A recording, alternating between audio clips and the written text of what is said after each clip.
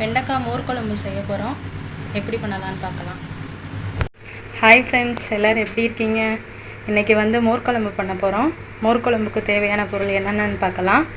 வெண்டைக்காய், கருவேப்பிலை, தயிர் எடுத்து வச்சுருக்கோம், சின்ன சீரகம், கடுகு, வெந்தயம், சின்ன வெங்காயம், கொஞ்சோண்டு உப்பு, மஞ்சத்தூள், 2 பச்சை மிளகாய் கீறி வச்சுருக்கோம். துவரம்பருப்பு ஒரு 2 மணி நேரம் ஊற வச்சுருக்கு. காஞ்ச மிளகா ஒரு 2, கொஞ்சோண்டு இஞ்சி. இதுதான் தேவையான பொருள் வெண்டைக்காய் மோர் குழம்பு பண்ணுறதுக்கு. வாங்க எப்படி செய்யலான்னு பார்க்கலாம். மோர் குழம்பு செய்கிறதுக்கு ஒரு குறிப்பிட்ட பொருள் போட்டு ஃபஸ்ட்டு அரைக்கணும். துவரம்பருப்பு,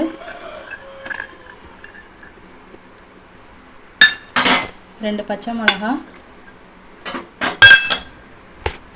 கொஞ்சம் இஞ்சி,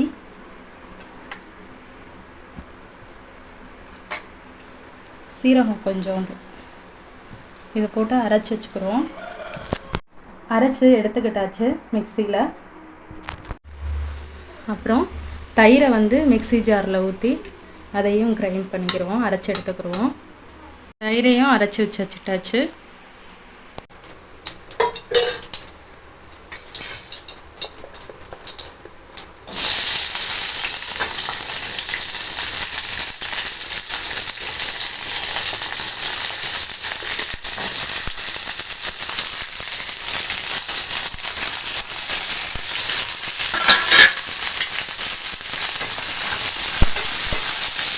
மோர் குழம்பு செய்கிறதுக்கு ஃபஸ்ட்டு கலந்து வச்சுக்கலாம். மோர் ஊற்றிக்கலாம்.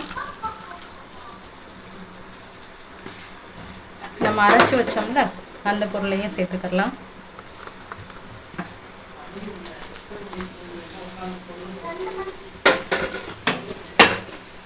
கொஞ்சோண்டு மஞ்சத்தூள், உப்பு கொஞ்சம் மிக்ஸ் பண்ணி வச்சுக்கலாம்.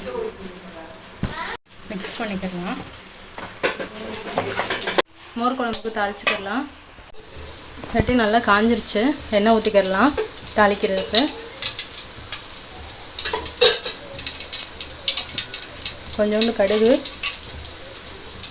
கொஞ்சம் வெந்தயம் போட்டு பொரியட்டும். கடுகு வெந்தயம் பொரிஞ்சிருச்சு. பட்டை மிளகா, கொஞ்சோண்டு வெங்காயம், கருவேப்பிலை கொஞ்சம் நல்லா வதக்கிடலாம்.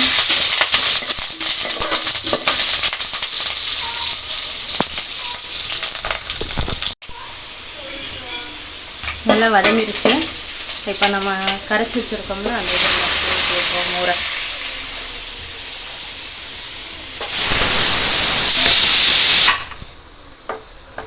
ஊற்றிட்டு நம்ம வெண்டைக்காவை ஃப்ரை பண்ணி வச்சுருக்கோம். அந்த வெண்டைக்காவை அதில் சேர்த்துக்குவோம்.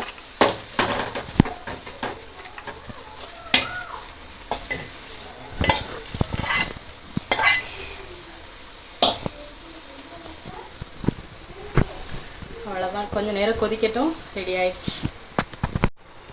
குழம்பு லைட்டாக கொதிக்க ஆரம்பிச்சிருச்சு. ரெடி ஆயிடுச்சு மோர் குழம்பு. வாங்க சாப்பிடலாம்.